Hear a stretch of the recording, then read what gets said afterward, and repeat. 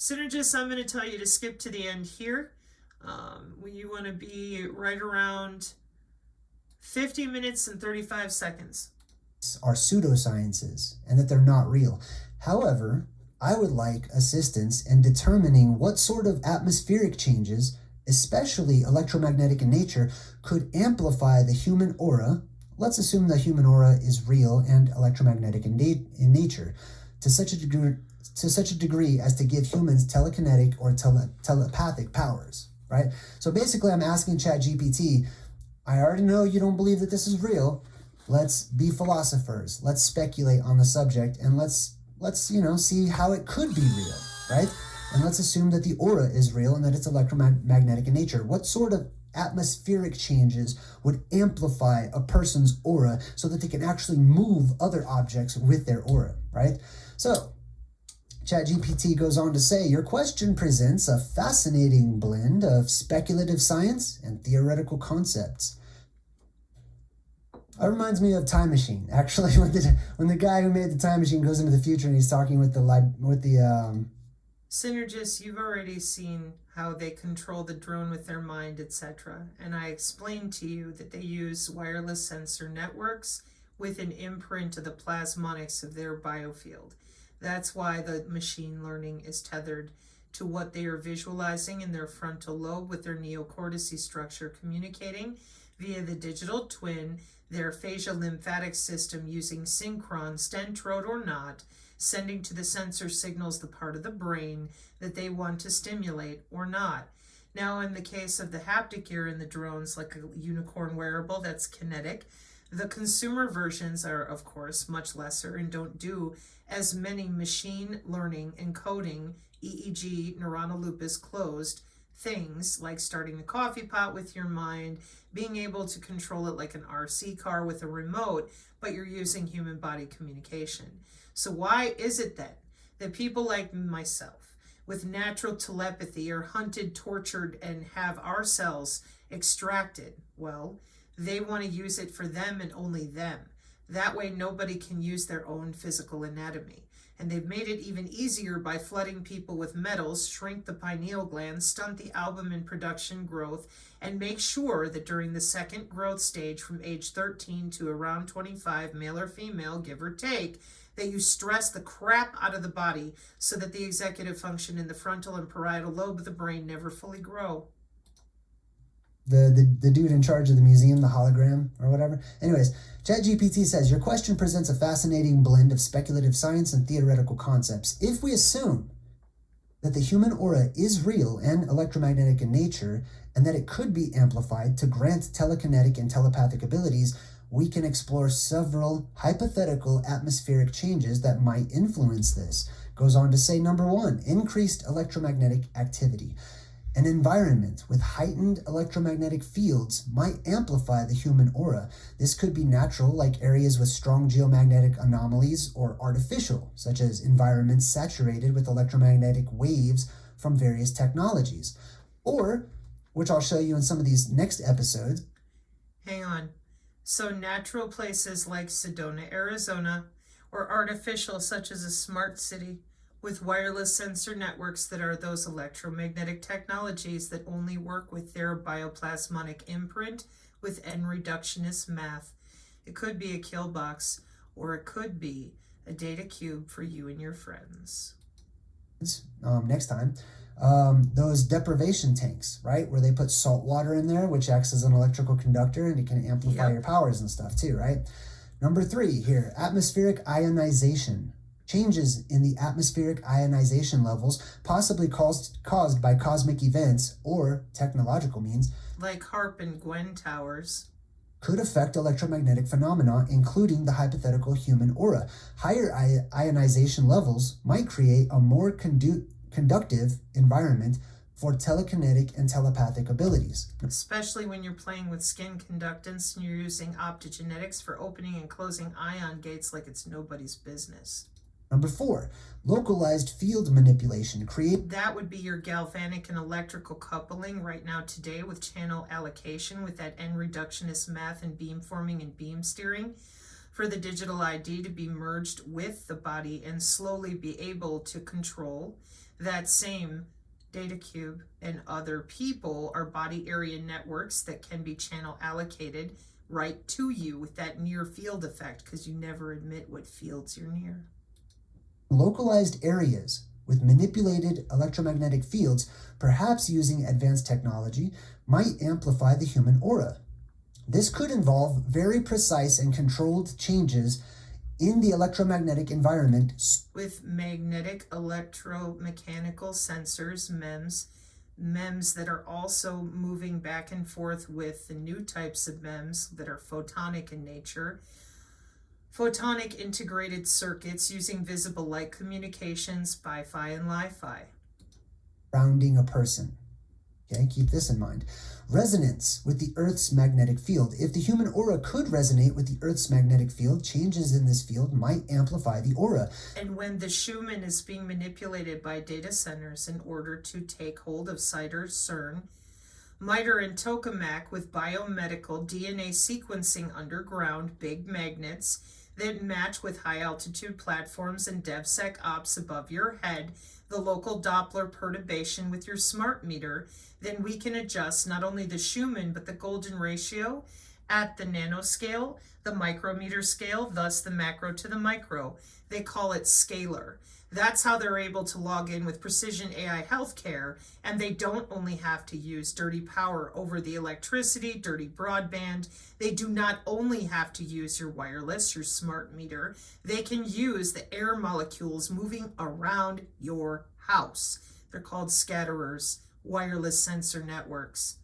And that's why they don't have a 100th monkey or a flocking effect, because they use particulate, swarm algorithms that are biologically mimicking exactly what our molecular communication cells do, talking to themselves, and like the bees signal the flowers. With molecular communication, since 2014, IEEE Communication Society, and biomimetics with nano-sized drones. CIA reading room using the birds that fly through the sky as moving biosensors. In the past, they called it augury. The wireless is not new. It's what the X Project people fight over. These underground human databases of DNA sequencing all of these particles. They spray the air, they heat it and cool it, and beam steer it.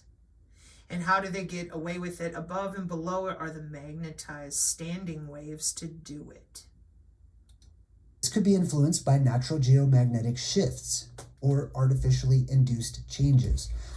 Neuroelectromagnetic enhancement. If we assume that the brain's electromagnetic activity is linked to the aura, then bioelectromagnetic machine learning algorithms connected with brain-computer interface, 6 different universities, multiple companies, SYNCHRON, and of course, 50 years of digital twins with the Department of Defense and DARPA, ARPA, BARDA, and IARPA.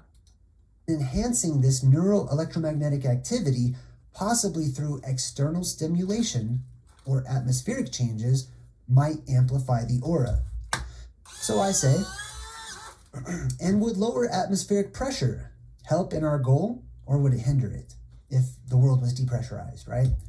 It says lower atmospheric pressure might have interesting implications in this speculative scenario. Let's consider how it could potentially affect the human aura and the development of telekinetic or telepathic abilities, assuming that the aura is electromagnetic in nature.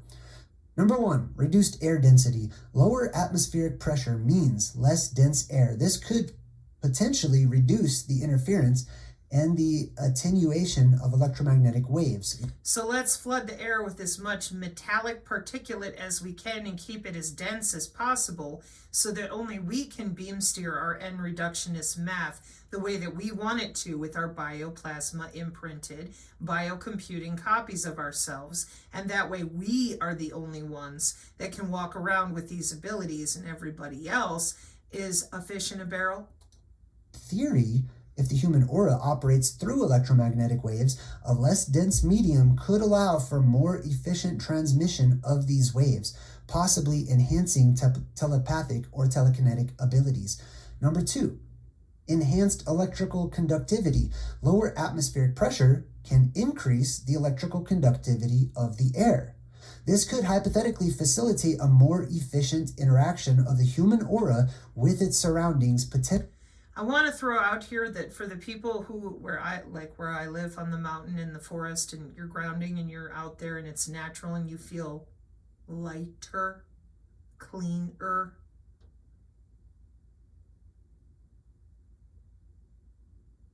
Yeah, by all means, don't tell them their jobs. They've already done so much damage. Oh, woe is us. Humanity will do better. I don't know when, but that's what I'm holding out for. Potentially boosting telekinetic or telepathic abilities. Altered biological effects. Changes in atmospheric pressure can affect human physiology. While it's not clear to ChatGPT, this would interact with the hypothetical electromagnetic aura, and it's possible that the physiological changes that are induced by the low pressure could impact the way that such an aura functions or is perceived.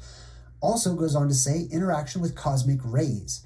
At lower atmospheric pressures, such as those found in high altitudes, there is less shielding from cosmic rays.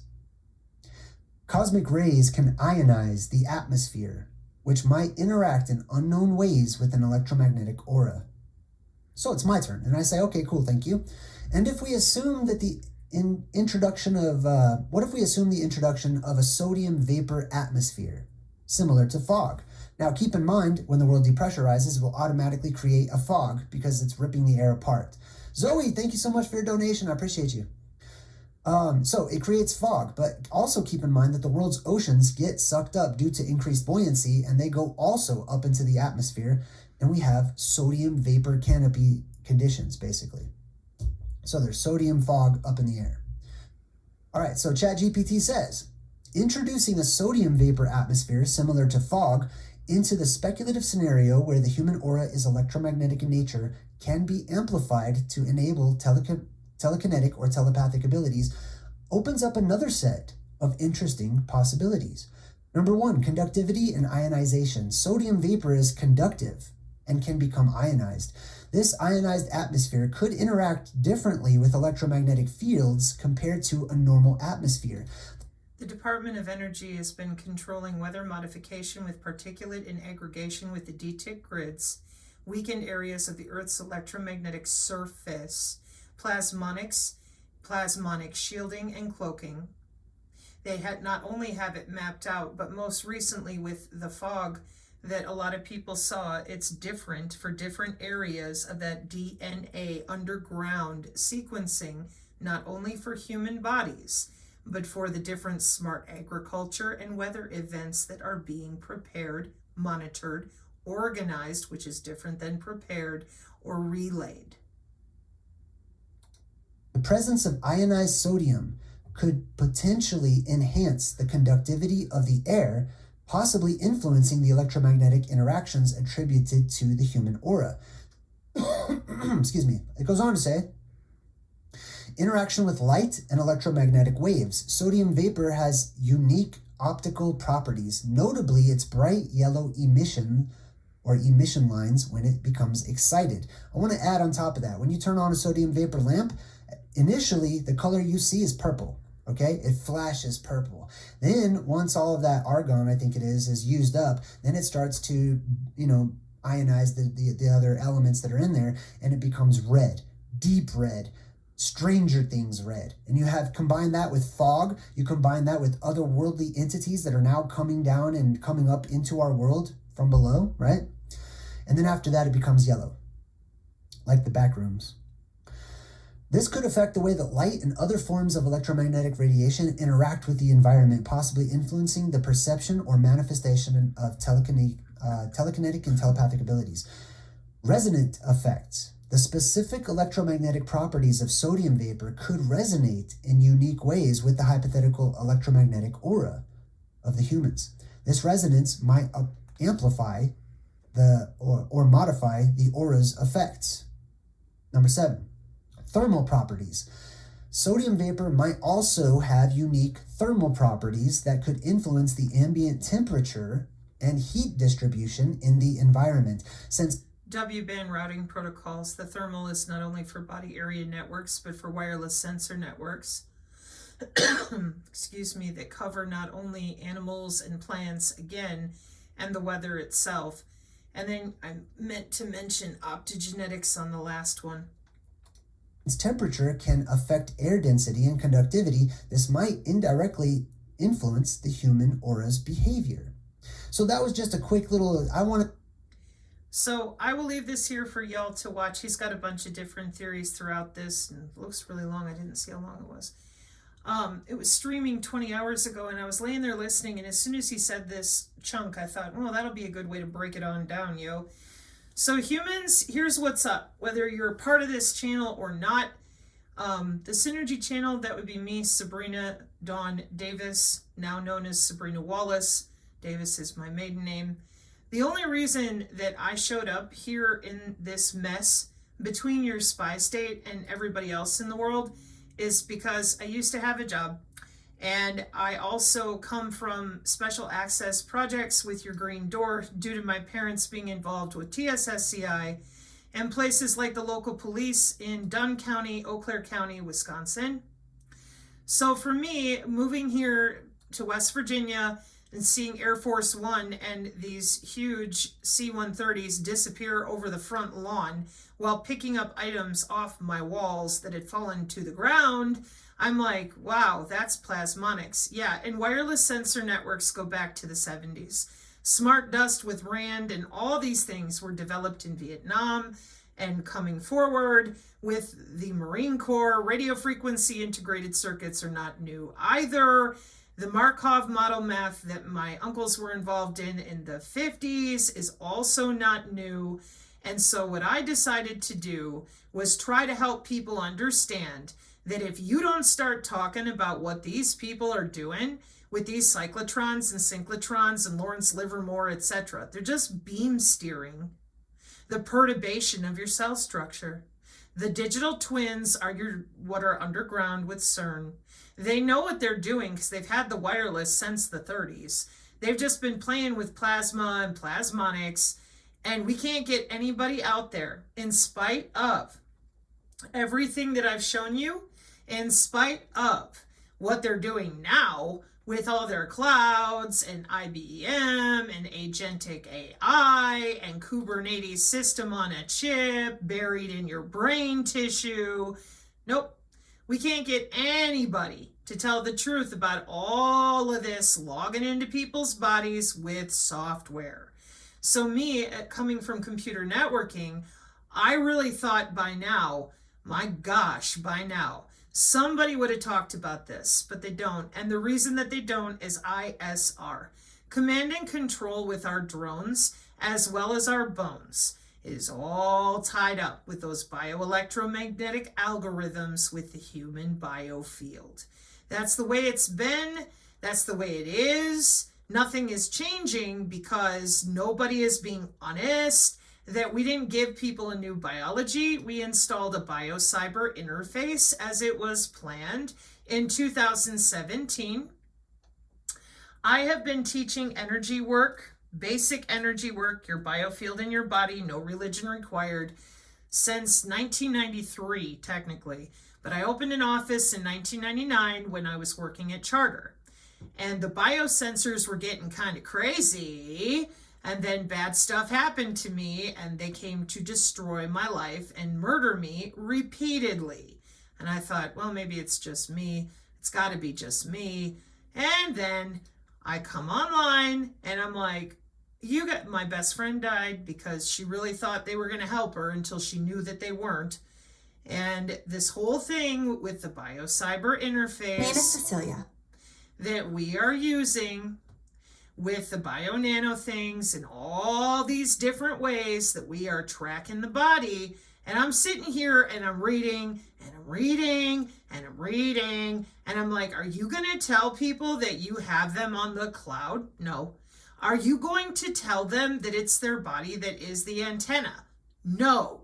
Are you going to tell them it's a biocyber interface? No. Okay, So what are you telling them? Aliens and Jesus is coming? That's amazing, because that's not what your engineering says. Not at all. Then it was the MCO, Nibiru, the Black Star, and I, myself, me, Sabrina, coming from your special access projects, said no. Nope. If any of that were going on, well, then this wouldn't be going so strong. Oh, but Sabrina, I'm like, no. You guys are lying about this. If there weren't so many people from start to finish, radio frequency, biomedical engineers, molecular communication into all the different biosurveillance and all your sat phones, bitty sticks, intra-body communication, Fitbits. This is 2/3 of the United States doing jobs that know damn well that they're logging into bodies. It ain't no big deal. Everybody knows that they wear wireless earbuds, Bluetooth earbuds, Pokemon Go, the Nintendo Wii. It's only the people who've been busy bullshitting about what's making them money that, to them, they just think everybody's too stupid. They're not going to figure this out. And even if they did, why would they want to change anything? The next step is to augment you into something less human. Excuse me. And that something less human is part of this biodigital convergence. And so if you're someone like me that had natural telepathy and still does, and has been harassed, tortured, and screamed at lifelong, and then come to find out that all of this is predicated on human augmentation so that they can control the drone with their mind over at Fort Benning in 2022, start their coffee pot with their mind, synchron synthetic telepathy, brain to brain. And I'm like, can you tell me HOW? Nope, we don't tell anybody that except our DARPA selves. We log into people's neurons while they're sleeping at night and overwrite their tissue. We have DNA sequencing. Everybody is monitored under the skin 24/7 for the Internet of Behaviors per Forbes magazine, January 2023. The agentic AI is your digital twin, and everybody wants to merge so they can upload to the cloud, and then they'll live forever. And I said, HOW, well, we're going to upload them to the cloud with their digital twin, and then we're going to download them into a mechanoid. And I'm like, interesting. Do they know any of this? No. Do any of them know HOW? Oh, no. They have no idea how they're going to live forever and augment themselves to be more handsome, smarter, faster, and never get sick. I don't believe that. There's a lot of money here with Gartner and Deloitte in the blockchain. This is your crypto. That's why they're heading this direction. It has nothing to do with your currency bullshitting each other. Oh, banks are insolvent. No. It has to do with them deciding as nation states to augment not only the environment of the whole world with geoengineering, but human bodies. Nah, I ain't kidding. Seg 12, Good Health and Well-Being, Section 3 here. And that's this article I've read out numerous times in which they said, no, we don't want your opinion, we're doing this. So they're in phase 2 of human augmentation, global human augmentation market by region, okay? And it's for enhanced intelligence, sensing, disease-free bodies, sports optimization, digital enhancements, enhanced strength, digital biometrics, extreme aging, optimized diet, increased attractiveness, and ubiquitous and continual monitoring under the skin, which doesn't bother them because they're all for it. So we are their open air laboratory because every single human who took that shot is now a component of the bio-cyber interface for things like precision AI healthcare and nanotheranostics. And nobody is going to be suing Pfizer, and nobody is going to be suing the United Nations, the IEC, the ITU, or the ISO. If you turn off the 5G towers, it doesn't matter because it's comprised of biological signals coming from you. This is the biodigital convergence, not the 5G convergence. Additionally, you lied about the 5G, told people it did not exist. So now they're completely lost. When you say 6G, they think that you are, smoking the doobies again. And that's because for 20 years, your tax dollars have paid for all of this, but only for them. Welcome to transhumanists and technocracy. So these are jobs in synthetic biology, bioinformatics, cybernetics, genetic engineering, and all your omics, where they log into your body area network and change out your cells with things like CRISPR-Cas9 and all sorts of stuff. And the iGEM, internationally genetically engineered machines, are your nanobots for 20 years. Synthetic biology for 30 years. There's your biomimetics with your drones that could be the size of a mosquito.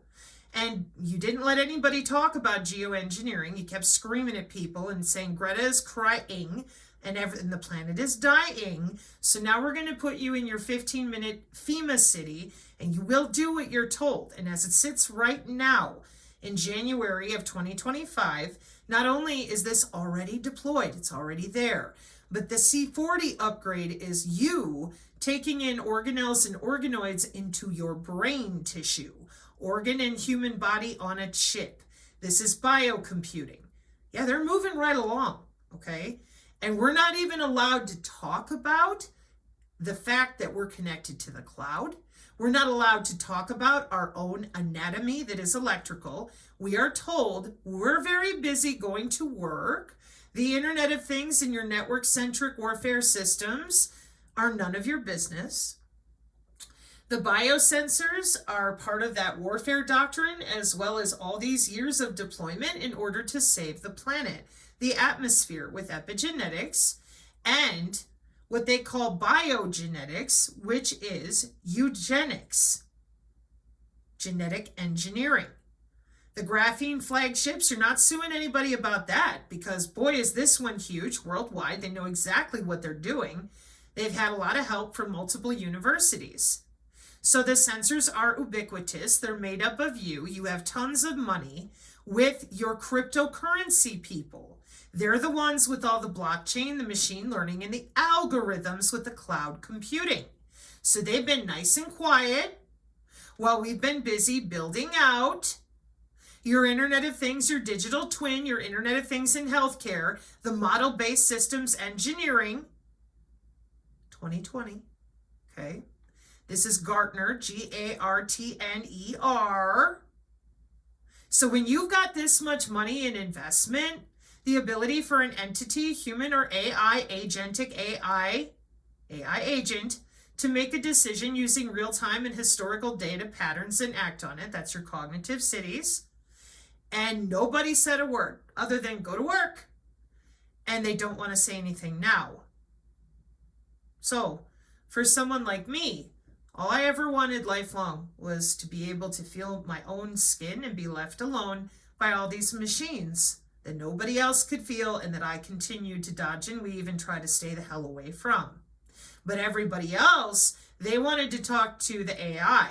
They wanted to talk to their demon friends, witches, dark telepaths, all sorts of names they gave themselves, walk-ins, all this stuff. And 9 times out of 10, here I sit and I'm looking at them and I'm like, how come you don't just want your own anatomy? Because they wanted something that would help them change the physical environment. And this also goes to why I get so pissed off at people who lie about remote viewing. I was born in 1979. And I don't think that anybody wants to talk about this, because then they would have to admit the fact that they've been busy with it since the turn of the century, okay? Just taking shots in the dark, because I really didn't think, and we're coming up on 3 years for me, that this would be such a big deal. I thought I could show people very easily with the deployment of the wireless, hey, they're watching these body area networks. It's a job. It's a medical engineering job, for crying out loud. We've been using galvanic skin response for over 100 years. I mean, electronic warfare is 60 years old. You're going to tell people, right? No, we're going to augment them as part of the Agenda 2030 goals, and we're not going to ask for their permission. We're going to use the hospital to get it all set up and deployed. We're going to have 50 years of the digital twin. We're going to have people investing in all this with a cyber-physical backbone made of the central nervous system by 2017. Then we're going to keep lying to them about Hillary and Gitmo. And then once it's all done with the bio-cyber interface, which is not a bioweapon, although you could use it that way, then what we're going to do is tell them, you will do what we say or have a heart attack. No one will help you. You ate too much butter. You got too stressed out. Oh, did you have an allergic reaction to a tea or, some cinnamon that somebody put on a muffin? Well, we just have no idea. Welcome to electronic warfare. It's called plausible deniability. It's good money. So that's why the pickle that we remain in, and I don't see a way out because it's been 3 years and they want to talk about the plane, and the people that obsess over the MH370, they have no interest in their fellow man. They don't want to talk about what they're really doing under people's skin for 30 years. They would much rather spend their time screaming at me, making fun of me, and denigrating me so that the good people on my channel who took the time to read feel demoralized. I look forward to that blowing up in your faces. You haven't demoralized anybody, I guarantee it. The people on this channel know very well. You knock me down backwards at all or think you have, by the time I come back, you'll be sniffing your own ashes. I said that correctly. So what I would recommend to all of you out there is you're going to have to jump over the hurdles of your own pain. And it is painful because this is human to human. And if you're going to be waiting on divine intervention, well, I have no idea what kind we might be seeing, but it ain't going to be divine. In my opinion, these people, because I know what they're in control of. I've seen it with my own eyeballs lifelong. It wasn't like I was there once or twice. And I also understand the things that the Dark Journalist and Dr. Farrell talk about, along with a bunch of other ones that, they'll talk around things, they'll drip drop, but this is the scintillation of your actual cellular perturbation with your own bioelectricity tethered to a machine learning algorithm that's using your central nervous system with any type of wireless induction it wants to. And these databases are 30 grand, they hand them out to their friends, and they know what they're doing, and that's really where the problem is, because you guys keep telling people that it's all mysterious. No. This is the internet and medical things. Hackers know what's going on. They talk about all of this at the DEF CON. And they'll kill their own, like Barnaby Jack, to make sure that you don't know about the blue box hackers that make a lot of money on the side, hacking in and out of bodies for other people. So you people out there that have lied about the MAC IDs and stalled for 5 years and you keep calling it a bioweapon, this is the number one thing you don't want to talk about. And that's just absolutely disheartening and disappointing for humanity as a whole, because this is our biofield. If you didn't have all these heavy metals inside of our body and the brontium aluminum constantly in the atmosphere, well then I'm sure there's a lot of things that we could do, including heal a lot faster. But nobody will tell on you. Nobody will admit that these are jobs. Nobody will admit that you've enslaved the human race with these systems, poison the atmosphere, and the only answer that you're providing is either death, because nobody is going to stop you, so that they either work for you and augment with their digital twin, no longer human. You didn't tell them that, but you did tell yourselves that. The governments of the UK and Germany and everybody else, it's why the New World Order stuff and everybody living together is not a problem. You made this decision for your populations, and you specifically said, we cannot wait for the human ethics, the ethics of human augmentation rather, to be decided for us. And the need to use human augmentation may ultimately be dictated by national interest. And the future of human augmentation should not be decided by ethicists or public opinion. Period. You regard your population density as human chattel. And the Agenda 2030 and C40 goals are very explicit. Let me just click the back button for you. Okay.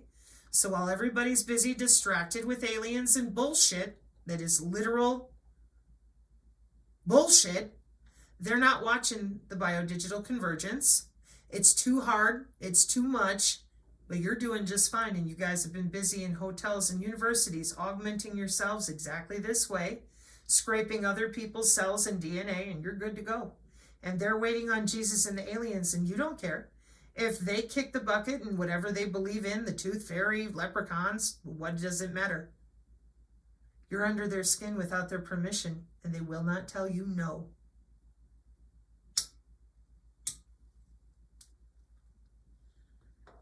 That's some shit. So there we go. And what I would say to anybody out there who watches this guy, good for you, because he's really funny.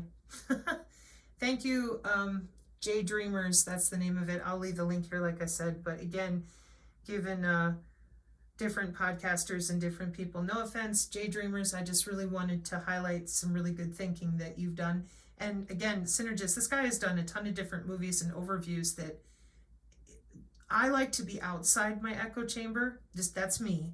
It doesn't mean I want to be in conflict, though. I want to think about things in different ways. And this gentleman is very poignant with his mental trajectory and the creative flavors he uses to illustrate how and why his perceptions have decorated the cartography of how he sees the forward motion of our future with plasmonics. And I have a genuine appreciation for that. Mark 5:36, amen.